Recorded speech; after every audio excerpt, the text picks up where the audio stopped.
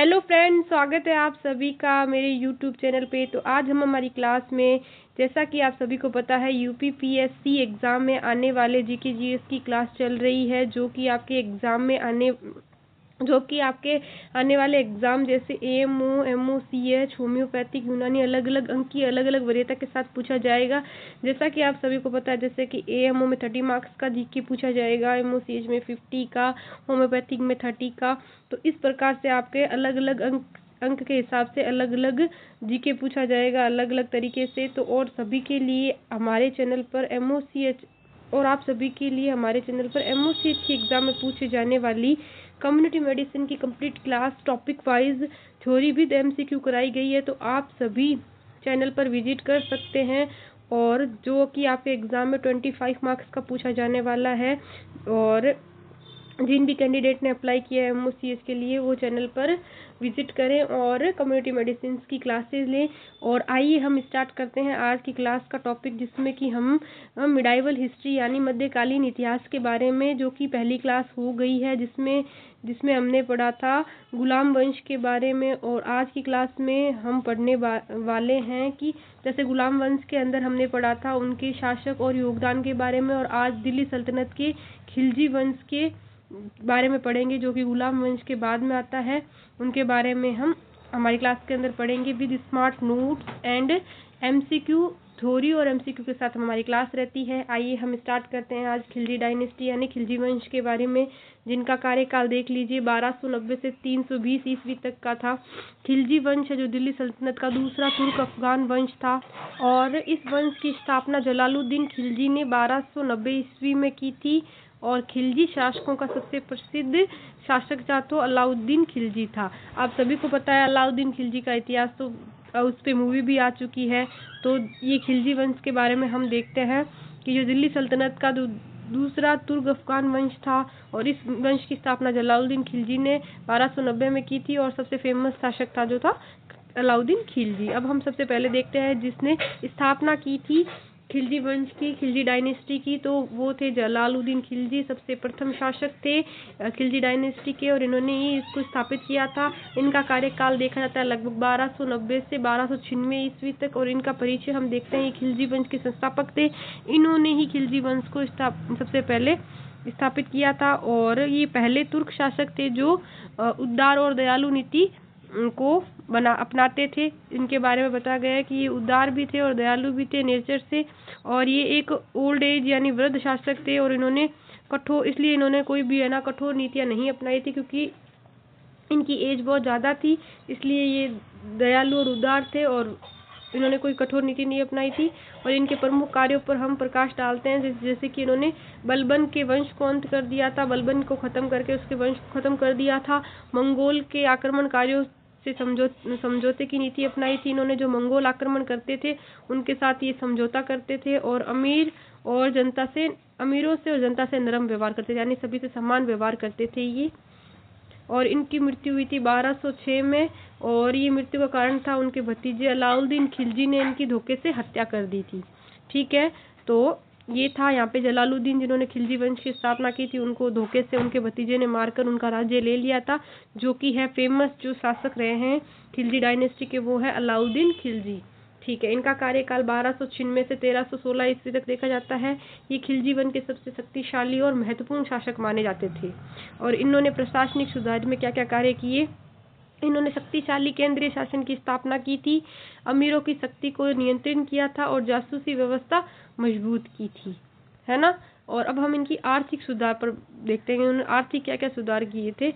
तो बाजार नीति को इन्होंने कंट्रोल किया था, और अनाज, कपड़ा और घोड़ों के दाम इन्होंने तय कर दिए थे। क्योंकि जलालुद्दीन जो थे वो थे वृद्ध शासक, ये थोड़े बहुत एक्टिव थे, और इनको ये बहुत ज़्यादा फेमस शासक बताया गया है खिलजी डायनेस्टी का। तो इन्होंने बहुत सारे कार्य किए थे, जैसे सबकी रेटें फिक्स कर दी थी, मार्केट कंट्रोल पॉलिसी लाए थे ये, और किसानों पर भूमि लगान जो है कर वो बढ़ा दिया गया था, टैक्स जो इन्होंने है वो लेना ज़्यादा कर दिया था। और सैन्य सुधार के अंदर इन्होंने स्थायी और विशाल सेना बनाई थी, और सैनिकों को नगद वेतन देते थे, ये सैलरी देते थे सभी सैनिकों को। और मंगोल के आक्रमणों को इन्होंने बहुत सफलतापूर्वक रोका था। और दक्षिण भारत में भी इन्होंने काफ़ी ज़्यादा अपना कार्य किया था, किसके नेतृत्व में किया था, तो इनके जो सेनापति थे मलिक कफूर, उनके नेतृत्व में देवगिरी, वारंगल, द्वार समुद्र और मुद्रे, इनसे वहां से भी इन्होंने अपना वर्चस्व बढ़ाया और वहां से भी ये अपार धन लाया गया और वहां पे भी उन्होंने अपना नेतृत्व करके अच्छा सा स्थायित्व मजबूत कर लिया था। अब हम देखते हैं धार्मिक नीति के बारे में। तो इनकी धार्मिक नीति थी कि इस्लामी कानून यानी शरीयत से ऊपर राज्य कानून को मानना और उलेमाओं की दखलंदाजी सीमित की गई थी, यानी कोई दूसरा बाहर से दखलंदाजी करे उसको लिमिटेड कर दिया था। और इस्लामी कानून से भी ऊपर जो इन्होंने जो कानून बनाए थे राज्य के उसको मानना, ये उन्होंने अपनी धार्मिक नीति में बताया था। इनकी जो पॉलिसी थी उसमें फिर 1316 में इनकी डेथ हो गई थी और उसके बाद जो भी खिलजी डायनेस्टी में शासक आए वो कमजोर ही आए। सबसे मेन और प्रमुख शासक अलाउद्दीन खिलजी ही थे। ठीक है, अब हम देखते हैं जो इनके नेक्स्ट जो इनके बाद में इनकी डेथ के बाद में उत्तराधिकारी शासक कौन थे। शहाबुद्दीन उमर, जो अलाउद्दीन का पुत्र था और ये अल्पकालीन और अयोग्य शासक थे, यानी कि एक बहुत कम समय के लिए इन्होंने शासन किया और ये बहुत अयोग्य शासक साबित हुए। उसके बाद आया कुतुबुद्दीन मुबारक शाह, ठीक है, जिनका कार्यकाल रहा था 1316 से 1320 ईस्वी तक। इन्होंने शासन में विलासिता और अव्यवस्था इनके देखी जाती थी और अलाउद्दीन की सारी नीतियों को इन्होंने समाप्त कर दिया था। अलाउद्दीन के बाद में अल्टीमेटली कोई अच्छा शासक आया ही नहीं और इनका अंत हुआ 1320 में और गयासुद्दीन तुगलक ने इनकी सत्ता संभाल ली थी। और जैसे ही गयासुद्दीन तुगलक ने इनके अंत के बाद में सत्ता संभाली तो खिलजी वंश का यहाँ पे अंत हो गया था, खिलजी वंश समाप्त हो गया था और नेक्स्ट स्टार्ट हो गया था हमारे पास में तुगलक वंश, क्योंकि गयासुद्दीन तुगलक ने सत्ता संभाल ली थी 1320 ईस्वी में। और खिलजी वंश के महत्वपूर्ण कार्य क्या क्या थे। दिल्ली सल्तनत का इन्होंने विस्तार किया था, इनका सैन्य मजबूत सैन्य देखा जाता था, प्रशासनिक व्यवस्थाएं बहुत अच्छी थी, दक्षिण भारत पर पहली बार दिल्ली से सीधा संपर्क होता था और अलाउद्दीन खिलजी ने महत्वपूर्ण सुधार और ऐतिहासिक रूप से महत्वपूर्ण थे इनके कार्य, है ना। अब जो खिलजी वंश के समाप्त होने के बाद में नेक्स्ट हमारे पास आता है तुगलक वंश का इतिहास, जो कि था 1320 से 1414 ईस्वी तक का। और जो तुगलक वंश था वो दिल्ली सल्तनत का तीसरा वंश था। इसकी स्थापना गयासुद्दीन तुगलक ने 1320 में की थी। यह वंश अपने प्रशासनिक प्रयोगों और सुधारों में असफल नीतियों के लिए जाना जाता है। इन्होंने अपने प्रशासनिक प्रयोग थे उसमें सुधार किए थे, प्रशासनिक व्यवस्थाओं को ढंग से मजबूत किया था और असफल नीतियां थी इनकी बहुत ज़्यादा, इसलिए इनको हम पढ़ते हैं। अब हम देखते हैं गयासुद्दीन तुगलक जो इस वंश के संस्थापक और सबसे पहले शासक किया था इन्होंने, तो ये सबसे पहले थे। इन्होंने 1320 से 1325 तक शासन किया और तुगलक वंश की स्थापना की थी। इनका वास्तविक नाम था गाजी मलिक और ये खिलजी वंश के अंतिम शासक को हटाकर सत्ता में आ गए थे, तभी तो इन्होंने खिलजियों का वंश समाप्त कर दिया था। और शासन की जो विशेषताएं थी इनकी थी मजबूत और अनुशासित प्रशासन, न्यायप्रिय शासक थे ये, कर व्यवस्था में संतुलन था इनके, ये टैक्सेस को सही तरीके से लेते थे और किसानों पर अत्यधिक अत्याचार नहीं करते थे। स्थापत्य में इन्होंने तुगलकाबाद का किला जो दिल्ली के अंदर है उसको निर्माण करवाया था। तुगलक स्थापत्य शैली का शुरुआत हुआ था जो मजबूत और असाधारण थी। इनकी मृत्यु 1325 में रहस्यमय ढंग से हो गई थी और इसके बाद इनके पुत्र जो मोहम्मद बिन तुगलक है उन्होंने सत्ता संभाली थी। अब मोहम्मद बिन तुगलक थे जो कि थे गयासुद्दीन तुगलक के वारिस, तो उनका कार्यकाल था 1325 से 1351 ईस्वी तक का। ये तुगलक वंश के सबसे विद्वान और विवादास्पद शासक माने गए। ये सबसे ज्यादा विद्वान थे, जैसे कि खिलजी डायनेस्टी के अलाउद्दीन खिलजी थे, तो ये मोहम्मद बिन तुगलक वंश के सबसे महान शासक माने गए थे। और इनकी जो थी कंट्रोवर्शियल, जो भी इनका जो शासन था वो कंट्रोवर्शियल देखा गया। इनका व्यक्तित्व देख लेते हैं। इनका व्यक्तित्व था बुद्धिमान थे, ये विद्वान थे और दार्शनिक थे। अरबी, फारसी, गणित के सारी इनका ज्ञान रखते थे, इसमें लिटरेचर का ये ज्ञान रखते थे, लेकिन अव्यवहारिक निर्णय लेने वाले थे ये। इनका निर्णय है वो जस्टिस नहीं होता था इनके निर्णय के अंदर, इसलिए इनको ये हमेशा कंट्रोवर्सी में फंस जाते थे। इनके प्रमुख प्रयोग है राजधानी परिवर्तन, जैसे दिल्ली से दौलताबाद, देवगिरी को परिवर्तित कर दिया। उद्देश्य था ये दक्षिण और उत्तर भारत दोनों पे कंट्रोल करना चाहते थे, इससे कि जनता को भारी कष्ट हुआ और उसमें भी ये असफल रहे। सांकेतिक मुद्रा यानी टोकन करेंसी। इन्होंने तांबे और पीतल के सिक्के चलाए थे। उद्देश्य था चांदी की कमी करना और तांबा और पीतल जैसी धातुओं पर जोर देना, और परिणाम ये निकला कि नकली सिक्कों की भरमार हो गई, जिससे कि आर्थिक संकट देखने को मिल गया। और कर व्यवस्था इसके अंदर जो देखा गया वो गंगा यमुना दो आब में कर बढ़ाया गया। गंगा यमुना में कर बढ़ा दिया गया था। उसी समय अकाल पड़ गया था और किसानों का विद्रोह है जो स्टार्ट हो गया था। अब आप सभी को पता है कि आपसे जब डबल टैक्स लिया जाएगा तो ऑब्वियसली सी बात है उसका विरोध किया जाएगा, तो किसानों ने विरोध करना स्टार्ट कर दिया था।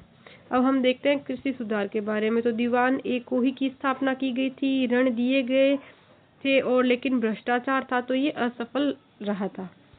अब हम देखते हैं इनके विद्रोह के बारे में। तो इनका विद्रोह किया था बंगाल, दक्षिण भारत, दोआब और सिंध।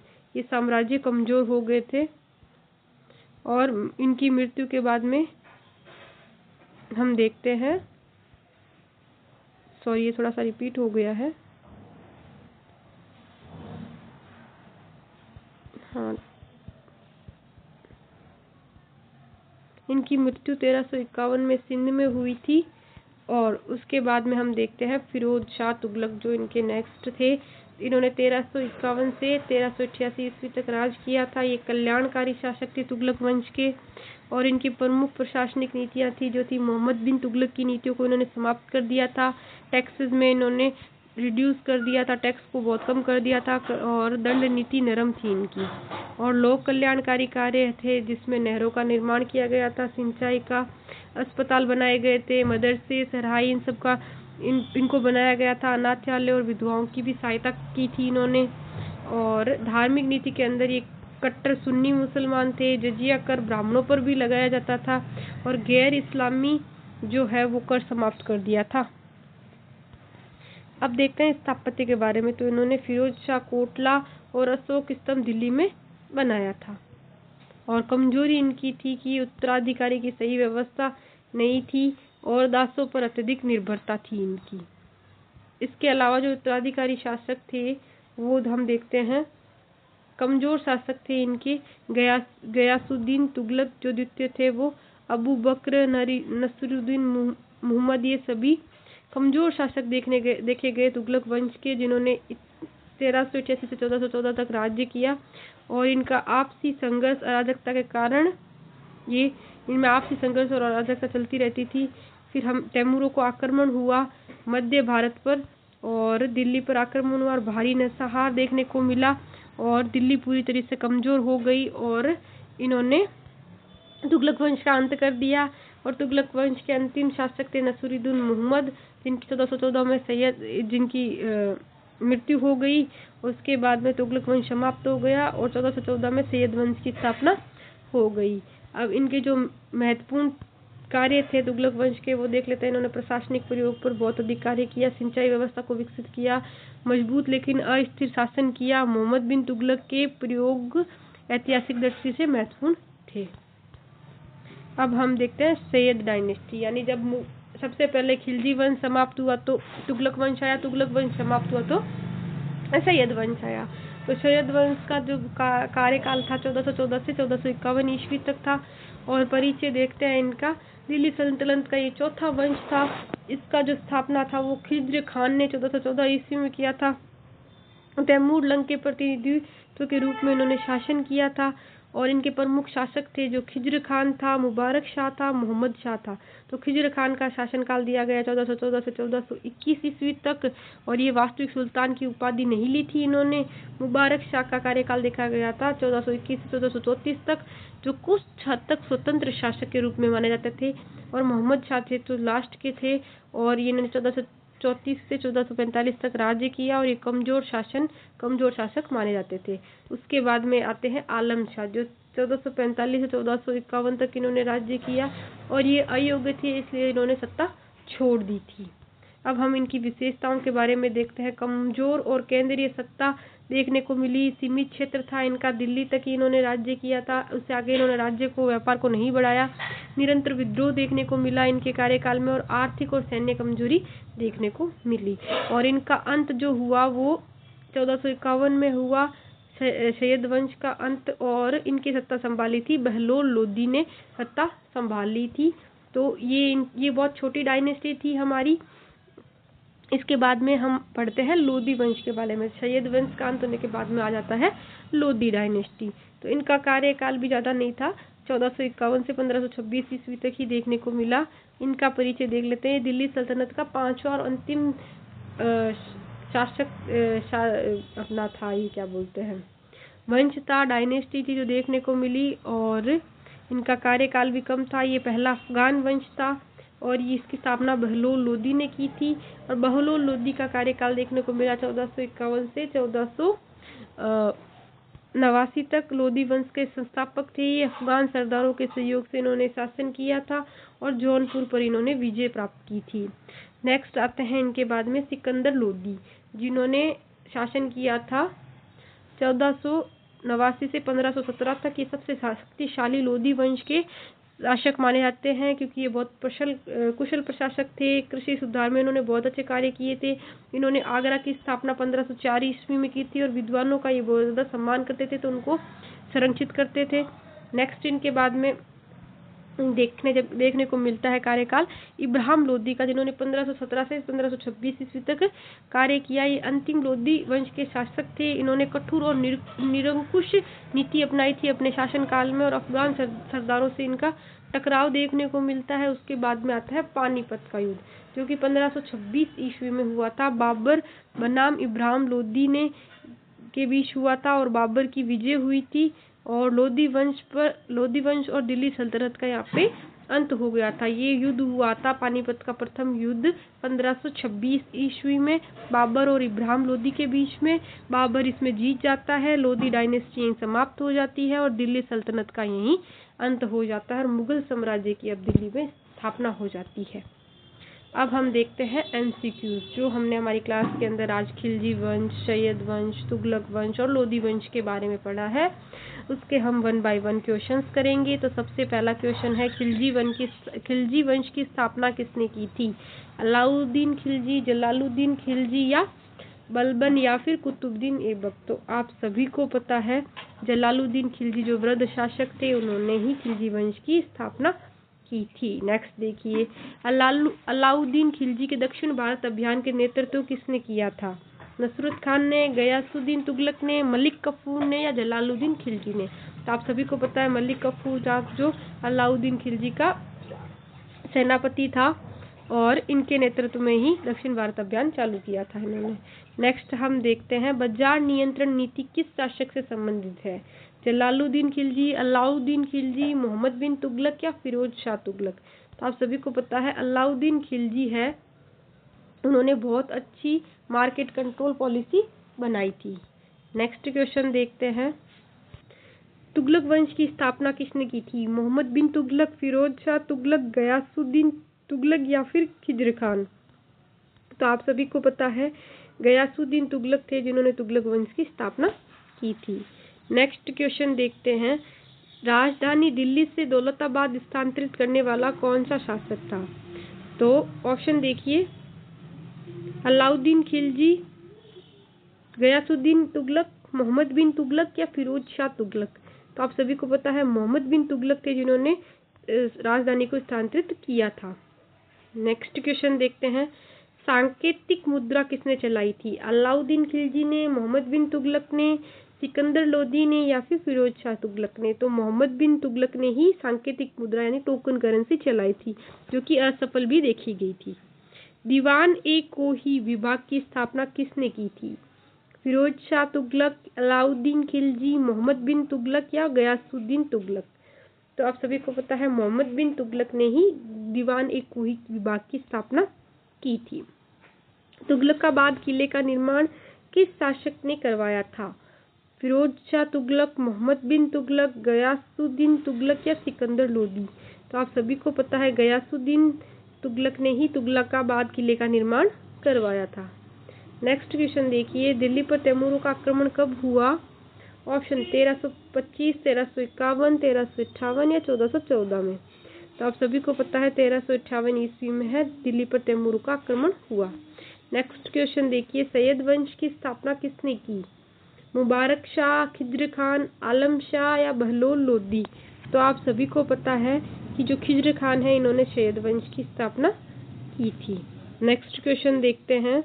शैयद वंश की शासन किसने संरक्षण में माना जाता है? बाबर, मंगोल, तैमूर या खिलजी? तो आप सभी को पता है तैमूर जो है उनके शासन में संरक्षण में माना जाता है। नेक्स्ट क्वेश्चन है, लोदी वंश दिल्ली सल्तनत का कौन सा वंश था? तीसरा, चौथा, पांचवा या छठा? तो आप सभी को बताइए पांचवा वंश था और अंतिम वंश था ये। नेक्स्ट देखते हैं, आगरा नगर की स्थापना किसने की थी? बहलोल लोदी ने, सिकंदर लोदी ने, इब्राहिम लोदी ने या बाबर ने? तो आप सभी को पता है सिकंदर लोदी ने ही आगरा की स्थापना की थी। नेक्स्ट देखिए, पानीपत का प्रथम युद्ध किसके बीच हुआ था? बाबर और सिकंदर लोदी, बाबर और इब्राहिम लोदी, बाबर और बहलोल लोदी या बाबर और राणा सांगा? तो आप सभी को पता है ये बाबर और इब्राहिम लोदी के बीच में युद्ध हुआ था। नेक्स्ट क्वेश्चन है, दिल्ली सल्तनत का अंत किस युद्ध के साथ हुआ? तराइन का युद्ध, खानवा का युद्ध, पानीपत का प्रथम युद्ध या घाघरा का युद्ध? तो आप सभी को पता है पानीपत के प्रथम युद्ध के साथ दिल्ली सल्तनत का अंत हो गया था। तो यह थी हमारी आज की क्लास। आज की क्लास में हमने जो पढ़ा था वो सारे वंश जो खिलजी डायनेस्टी के बाद जो जो वंश आए थे उनके बारे में हमने अच्छे से पढ़ा, उसके रिगार्डिंग एमसीक्यूज किए। अगर आपको हमारी क्लास अच्छी लगती है तो क्लास को लाइक कीजिए, चैनल को सब्सक्राइब कर ले फॉर अपकमिंग वीडियो क्लासेस और बेल आइकन को प्रेस करें ताकि सबसे पहले आपको क्लास का नोटिफिकेशन मिल सके। और अगर आपको क्लास की पीडीएफ चाहिए तो आप हमारे टेलीग्राम चैनल पर जुड़कर वहाँ से ले सकते हैं। Thank you. मिलते हैं नेक्स्ट क्लास में नेक्स्ट टॉपिक के साथ।